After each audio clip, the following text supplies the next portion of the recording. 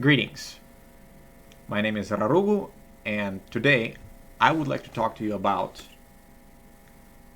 Diablo 4, the possibilities of Diablo 4, and what I would like to see in Diablo 4. I'm going to start with talking about Diablo 3 and what we currently have in Diablo 3. It is December 27th, 2020, and Diablo 4 is coming up. We had several quarterly updates released. Riker, one of the prominent Diablo 3 community members, has covered it extensively. I will link his video at the end so you can take a look. And I've been thinking about what I would like to see in Diablo 4, because many people are looking forward to Diablo 4. So what I will do is I will go over what we have in Diablo 3 and how it shaped up to be what it is. Then I'll move into what changes I would like to see, because we're going to get a new game and there are some improvements that I think that could be made. And at the end, I'll do a bit of a speculation on what I think we're going to see at BlizzCon Live, which will happen. We know that we're going to have a new class, and I'll just tease a little bit as far as what would be the possibilities. So, let's go ahead and transition. So Diablo 3, right? What is Diablo 3? Diablo 3 is a role-playing game. It's an RPG. In Diablo 3, what is the progression from the start of the character to the end game briefly? You start off with having your class. Let's say, for the sake of description, you have a barbarian. And when you start playing as a barbarian, you start off with bash, right? Or something like this. You start with a simple skill, and you run around, and you hit your monsters, and then eventually you progress, and you have a whirlwind, you know, an iconic barbarian skill where you start circling around and smashing people with it. Not smashing, but like cutting them down. Eventually you progress and you get, you know, a mobility skill, such as leap. And then you move into your ultimate skills, such as Wrath of the Berserker and Call of the Ancients, when you look really powerful and you feel really powerful, and then you go with your unlocked skills to the final boss, right? And you say, let's wreck him, let's wreck Diablo, for example, right? So when Diablo 3 first started, you know, or when you start a game in Diablo 3, you have nothing. You have like a couple of white items, then you move into magic items, then you go into rare items, and then legendaries and set items. And then you make your build. So, in Diablo 3, this progression from the start, from having no items to having some items to having like a mid-game build, when you collect your sets for various classes, you know, Witch Doctor, Demon Hunter, Wizard, Barbarian, Crusader, Necromancer, and the Monk. You collect them, and there are currently 5 sets which you have, and each set has various properties. It empowers you, right? It empowers your skills, and allows you to focus on, let's say, Immortal King, right? Let's say you really like Call of the Ancients and you want to play with this skill, so when you select when you have 2 items from the set, you get a really powerful effect. Call of the Ancients lasts until they die. This was not always the case in Diablo 3. When Diablo 3 first started, what we had is we had sets such as these. This is Zunimassa Set, which is the Witch Doctor set, and this is the original Zunimassa Set. So if you take a look at the original, 2 set pieces, you collect it, you get some intelligence, you get some resistance, and then for a 4 set bonus, you get some mana regeneration. So you get a few buffs. But then later, we had our Loot 2.0 introduced. And what Loot 2.0 did for us is it buffed many items. And those items, the legendary items, they increased the potency of skills. They increased their damage by a lot, they reduced their cooldown, maybe gave some cool effects, such as, if a barbarian leaps, you can get some interaction, such as, or is it the earthquake set? Actually, that's for a set item, right? For the Might of the Earth set, it says leap causes an earthquake when you land, right? So not the set item, but the legendary item. The point is the same, right? You get high rarity items, and those high rarity items get you a powerful effect. So let's take a look at Zunimasus, right? This is the old one, this is the new one. In the new set, when you get 2 pieces of Zunimasus, Fetish Army lasts until they die. And Fetish Army is an iconic skill for a Witch Doctor. When you cast that skill, you feel really, really powerful. It took a very long time for the developers to actually change the game to such an extent and better it so much, right? So that when a player selects a class and you play the fantasy of a Witch Doctor or a Barbarian, you get to dive into,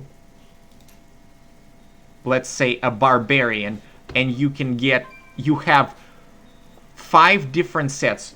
It's a recent development to where every class got additional sets. So it's 25% increase in the variety for every single class in the game, right? So if you focus on one class, there's a lot of replayability, there's a lot of styles that you can choose from, and it's really fun, right? So if you get Diablo 3, there's plenty of fun to be had. Now, there is a difference between Diablo 3 and Diablo 4. What is the difference? The difference is we're having a paradigm shift. And the paradigm shift is, instead of, or it seems to be the paradigm shift, instead of having big powerful numbers on the sets and the legendary items, we're going to have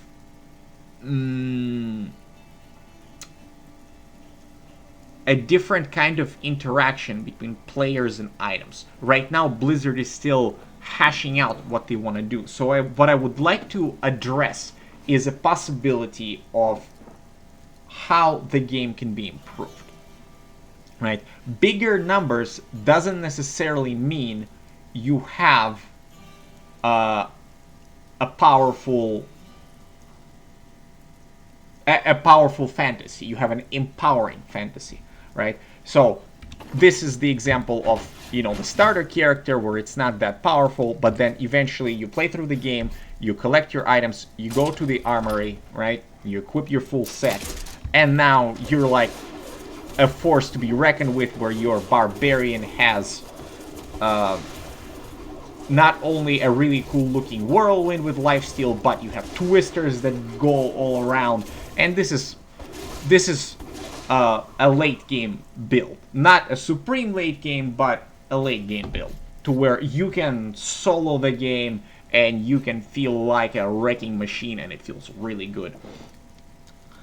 So, what do I want to see to be different between Diablo 3 and Diablo 4 based on what we have discovered so far and what was covered by Riker, and what is also available in the on the Diablo 4 website, which you can go to, and I'll leave the link in the description, where you can check out the game and see what we currently have. There's like skill trees and things like that. Check it out for yourself. So, what is it that I would like to see in Diablo 4 in terms of synergy? Let's talk about what is synergy, first of all. Synergy literally means to work together. There are several types of synergy. There is a synergy between skills. There is synergy between items and skills. And there is also synergy between players. So, we know that bigger numbers doesn't necessarily mean better game, right? If we start with Diablo 3 and we just say, okay, we want to go through greater rifts, but what we're getting is just bigger numbers, eventually something seems to be off, right? When you're trying to get to late game in Diablo 3, you know, eventually you go to your details sheet and you start taking a look at your attacks per second, your critical hit chance and critical hit damage, and you take a look at what it does, and then okay, you max out your critical hit chance, critical hit damage, your elemental boosts, and then what next? And then you go, okay, well, the only way I can boost my character is have it to attack faster, as an example, right? That's not always the case, but you start sacrificing your critical hit chance for attack speed in order to have better attack frames, right? Or attacks per frame rate, so that your character is more efficient and you can actually get to that sweet spot of Greater Rift 150, right? So in Diablo 4, the types of synergies that we're going to have, let's just shift from Diablo 3 into Diablo 4 and take a look at it. In Diablo 4, we're going to have synergies between runes and skills and items and skills. And what I want to see also in Diablo 4 is interaction between skills of different players. So let's say we have gosh, I kind of ruined it when I used the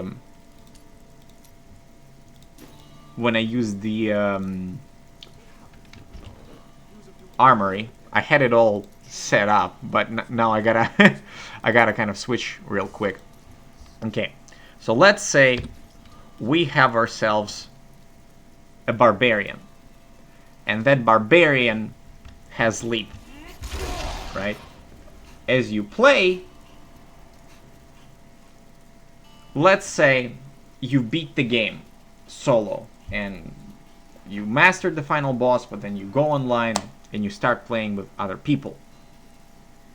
What if we have an interaction to where it's not the set that provides leap certain bonuses or additional bonuses, but it's the presence of another class or accumulation of the players from the same class that gives you that bonus. So for example, the basic leap is just 1, but instead of having loot socks, that, or whatever is the is the item, right? If you have 3 or 4 barbarians in the party, now you can leap 3 times. What I want to see in Diablo 4 is for us to have skill trees or buff trees for party, so that when you are in a party, certain skills get unlocked. So basically, let's say, another example, if we have a druid and that druid casts a tornado, what if there is a druid and a sorceress in the party, and as the tornado is cast,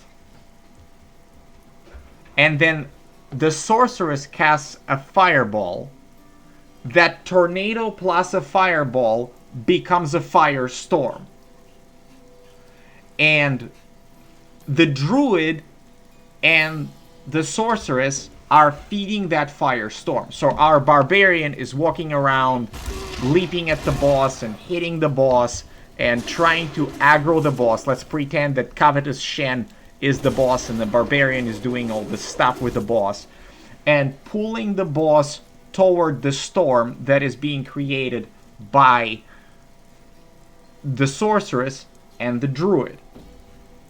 Right? Wouldn't that be cool? And there are so many different possibilities that you can have. So let's say we have our frenzy skill. Where's the frenzy? Cleave, bash, frenzy. So let's say we have frenzy skill to where... Oh, I can't actually...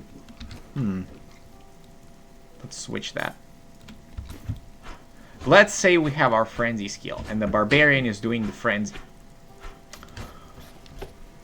If the sorceress appears in the party and the sorceress is of a certain level, the sorceress has the ability to empower you, or rather you have a choice in your skill tree to say, okay, I'm a barbarian, but when the sorceress comes in, I choose an elemental buff. So if it's a fire sorceress, right, you're going to get a buff to your weapon to where your weapon does more fire damage, right? Or not more, additionally your weapon does fire damage, right?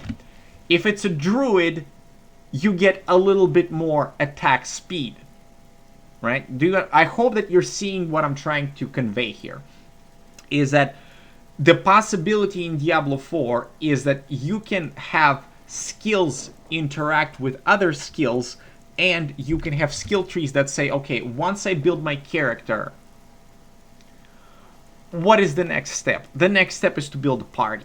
And what can we do as a party? We can enhance each other's skills. So let's pretend that this is not the barbarian skill tree. Let's pretend that this is the buffs that we unlock as a party. And what can we have, right? If we have 8 fireball sorceresses, let's say the case is that we only have sorceresses. If we have 2 sorceresses, here's a little bit of a buff in the skill tree that you can select, right? And it doesn't have to be this kind of a GUI, graphical user interface. It can be a tree to where, depending on what the party composition is, you can pick options into what bonuses unlock. You might get, if you have a lot of sorceresses, you can get more mana regeneration, or your resource regeneration, or intelligence, right? What I really would like to see is for the classes to be specialists in what they do. So if you have a barbarian should be a master, and this is an example, right? Barbarian is about strength, health regeneration, and armor, right? So it would give you a boost of that sort within this area of expertise, to where before, as a druid, you had no regeneration, but now barbarians show up and you get some strength and you get some regen. And also, we know from the current Diablo 4 skill trees is that you are required to have some extra willpower or some dexterity or some strength on top of something else to unlock a passive. So let's say there is a party with 2 druids and then all of a sudden 3 barbarians show up and boom! This gives you a bonus which unlocks a passive or a skill in your tree because the presence of those party members buffs you and now you get that empowerment. So if before you would do only 1 leap, now you can do 3 leaps. And then you can do that little push from having simple leaps to, let's say we have a barbarian that leaps, but then druids show up and they have some fire skills in them. Now when you leap, you're going to leave a fissure on the ground after every single leap that deals fire damage. Or, you know, since druid is the earth element type of character, right? If the druid focuses on the earth, then the earth caves in and then the enemies are pulled into that because the barbarian's leap is now enhanced, right? This synergy between classes, I think, would be amazing, right? And you can have those types of trees and combinations between characters and skills. The possibilities are so great. So you can have, I'll reiterate once more, right? So this would be like a leap example, and for a druid and the sorcerers, we could create a storm. Or let's say a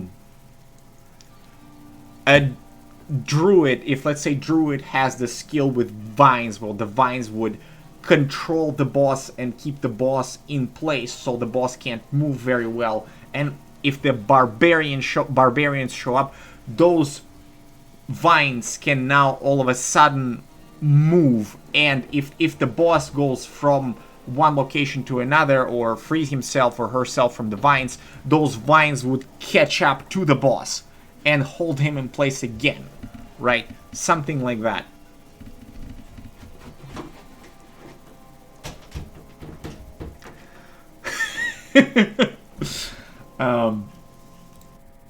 Right. So do I mean to say that this type of interaction should only be possible when when you're in a multiplayer? Absolutely not. Here is the fundamental that I think will make it work well.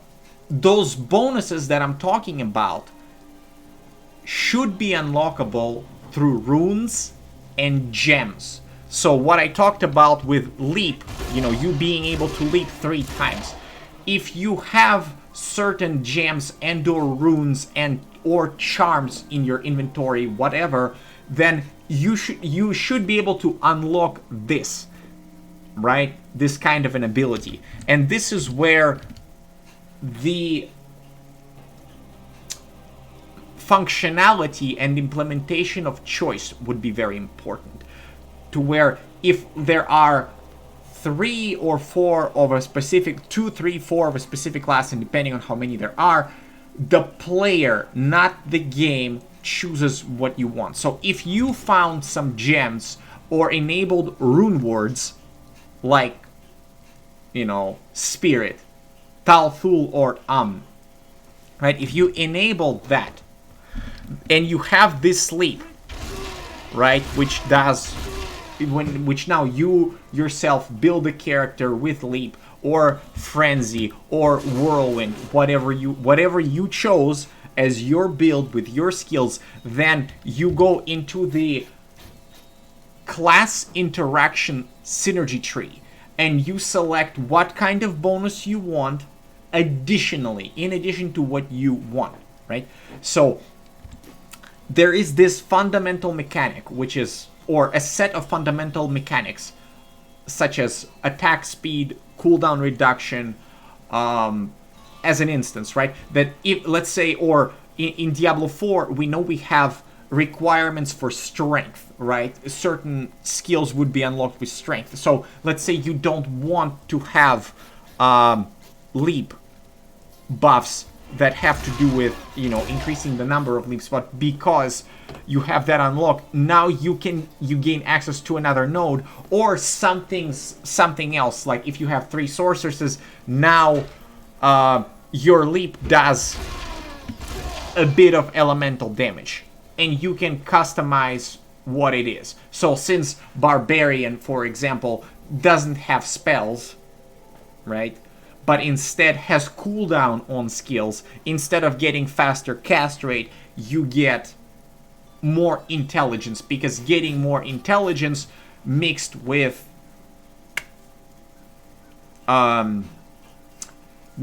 whatever skill unlocks the next empowerment.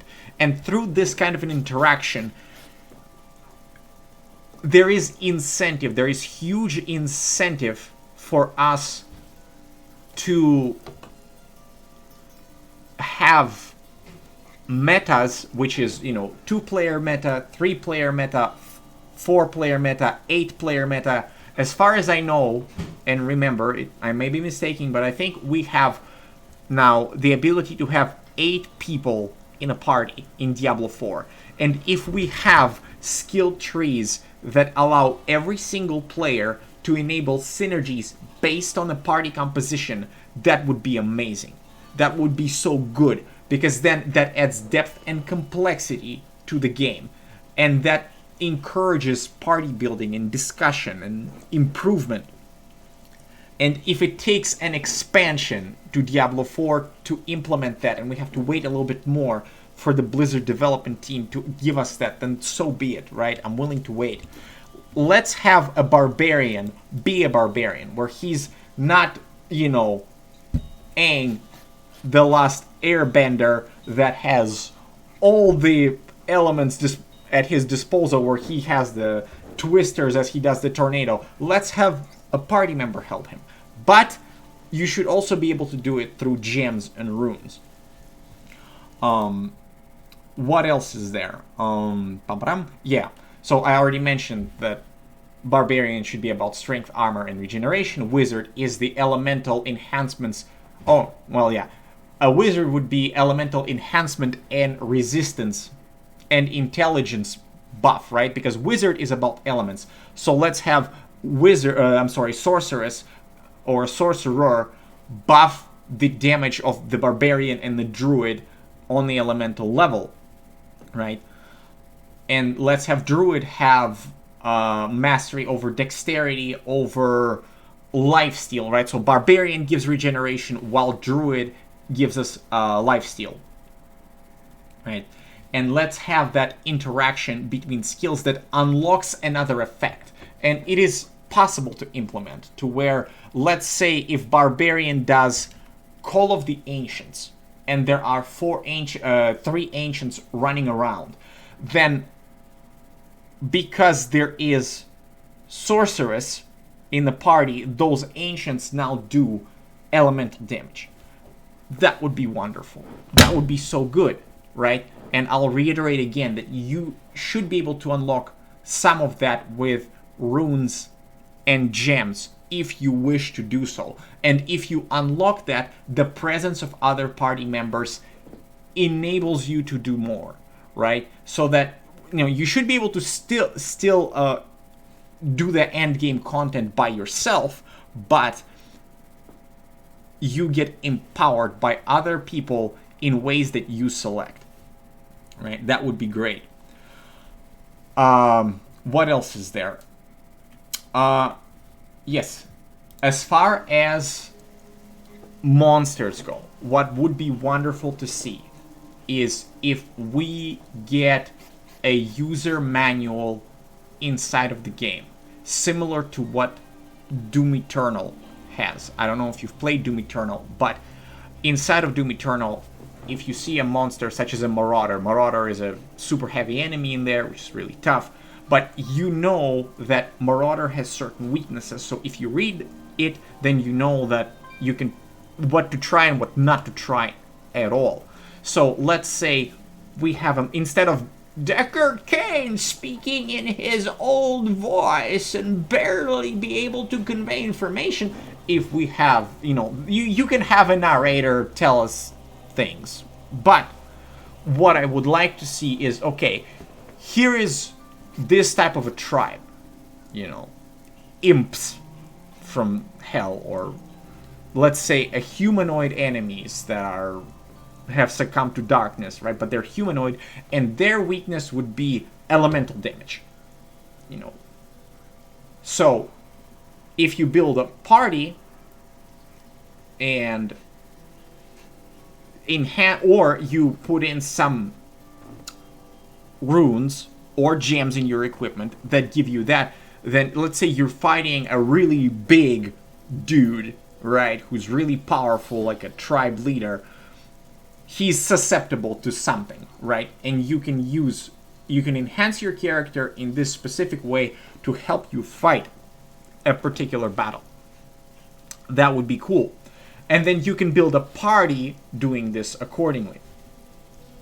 So this is this wraps up the core of what I would like to say. I could talk about it in more depth, but in order for this to happen, you know, you stop by my stream. And link is below. I usually stream on twitch.tv/Rarugu, but you can find that also on Facebook and on YouTube, and you know, links are below, all that. But the idea is this: is it the interaction between different players and party members, and having skill trees that relate to party composition is not something I've ever seen. It may be possible, but that this already exists, but I haven't seen it, and I would love to see it in Diablo 4. That we get to build a character in many different ways based on what the party has. That would be so good.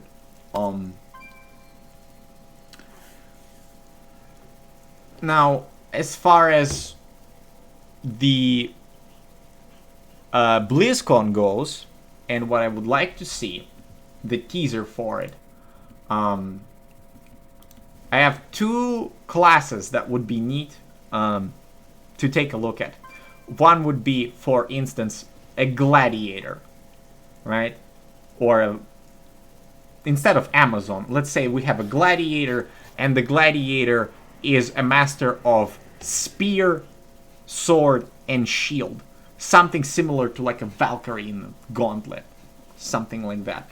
Where we get the return of quote-unquote Amazon, right? Where we get that kind of a specialist, and that would be specializing in willpower and accuracy, right? Or perhaps we could have an assassin that would specialize in melee weapons, such as, you know, claws and shurikens, that you could perhaps do a scorpion-style attack, right? You could melee somebody, but then your claws would have chains attached to them, to where you can do, you know, get over here with a chain, and then you launch yourself into the monster, or whatever, into the enemy, and then you start clawing them melee. And those same weapons, you could also throw them at the enemy from range if you wish, and you can have some traps. That'd be good, right? So, claws and melee weapons, plus you could also do bows and crossbows. So, if we have 2 extra classes, one would be the gladiator with shield and spear, right? Shield and spear would be the specialty.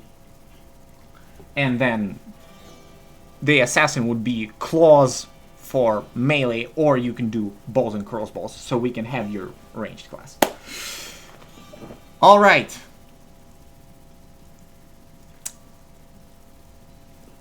This is the first take that I've done this video with.